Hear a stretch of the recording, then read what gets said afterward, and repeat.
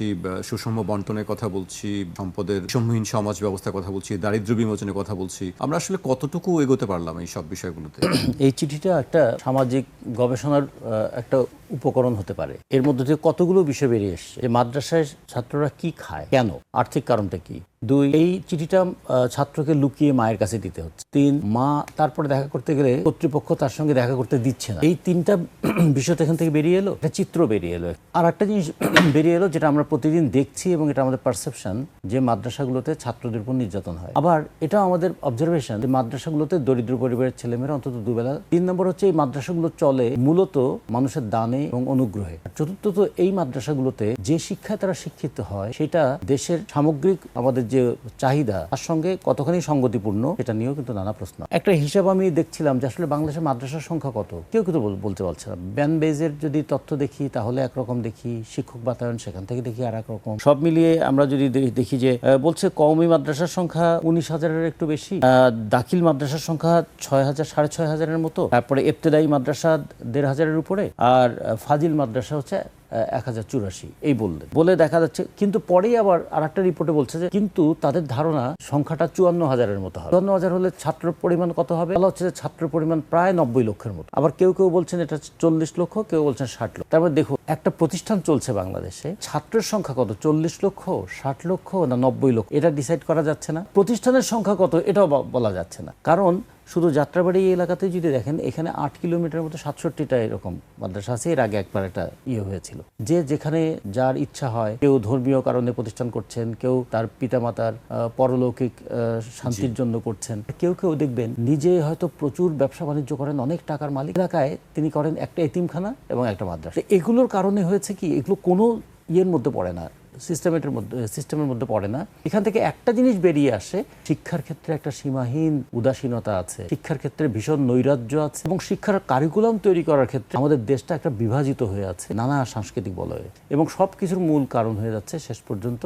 আর আপনারা খেয়াল করে দেখবেন মাদ্রাসার মধ্যে কিছু কিছু মাদ্রাসা আছে, এখন সেগুলো নাম হচ্ছে ক্যাডেট মাদ্রাসা, ক্যাডেট কলেজের মতন করেই মাদ্রাসা পরিচালনা করবে। কিছু কিছু মাদ্রাসা আমাদের এই আশেপাশে আছে, সেখানে যদি তারা রাত্রে না থাকে তাহলে 1,500 টাকা কমপক্ষে দিতে হয়, আর যদি রাত্রে থাকে তাহলে 2,500 টাকা দিতে হয়। মানে একদম খুবই মাঝারি মান। ভালো মানের যদি মাদ্রাসা হয় সেখানে কিন্তু 6,000 7,000 8,000 টাকা খরচ করে। ফলে মাদ্রাসা বললেই একটা সময় আমরা মনে করতাম শুধুমাত্র যে দিন ও দরিদ্র মানুষদের সন্তানদের আর কোনো যাওয়ার জায়গা নেই, সেটা তা নয়। আর একটা বড় বিষয় হয়েছে এখানে, দেখবেন আমাদের সমাজে একটা যে ঘটনাটা সমাজে আছে কিন্তু সেটাকে স্বীকার করা হয় না, যেটা হলো যে সিঙ্গেল মা 2 সন্তান নিয়ে সে তার তালাকপ্রাপ্ত এই 2 বাচ্চা নিয়ে মা টিকে আছে। এই মাদেরকে সমাজে তো গুরুত্ব দেওয়া হয় না, নানা ধরনের বঞ্চনা এবং গঞ্জনের মধ্যে পড়তে হয়। যে বেশি অসহায় অবস্থায় পড়তে হয় তারা বাচ্চাদেরকে নিয়ে। কোথায় দেবেন এই বাচ্চাদের? কোথায় রেখে মা কাজে যাবেন? আপনি যদি শিল্পাঞ্চলগুলোতে যান, যে মারা এরকম সিঙ্গেল মাদার, সে তার চিন্তা করে তার বাচ্চাটাকে কোথায় রেখে সে কাজে যাবে। তার বয়স, যে বাচ্চার বয়স 7 বছর হয়, 8 বছর হয়, 9 বছর হয়, কোথায় রেখে যাবে? আর যদি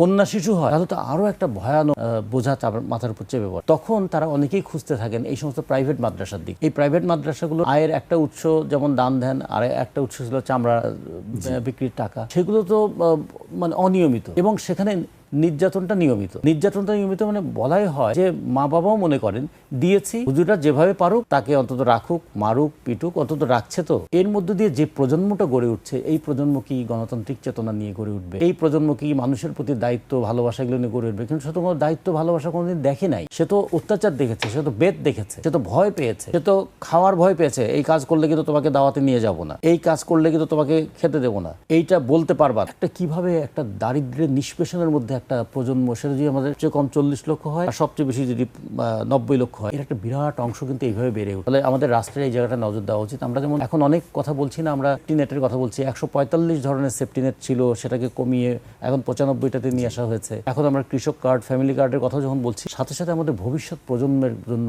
চিঠিটা একটা জন্য দলিল হয়ে থাকে। এই চিঠিটা একটা শিশুর লেখা, তো শিশুদের জন্য লেখা। এইভাবে আমরা যদি দেখি আমাদের শিক্ষা বাজেট ক্রমাগত কমছে। টাকার অঙ্কে বাড়ছে কিন্তু অনুপাতের অঙ্কে কমছে কেন? আবার উল্টো দিক থেকে দেখুন, আজকে বাংলাদেশের যদি ধরুন বাংলাদেশের 93% মানুষই বলা যাবে এই যুদ্ধে ইরানের সমর্থন। ইরান যুদ্ধ করছে কি দিয়ে? অত্যাধুনিক ড্রোন দিয়ে। এটা করেছে তার কেমন করে? বৈজ্ঞানিক গবেষণা থেকে। ইরানের উপর কেন নজর?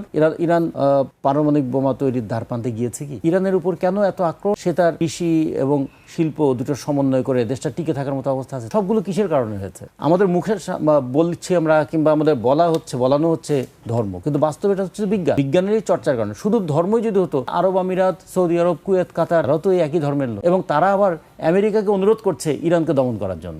ধর্মের কোনো বন্ধন নাই এখানে।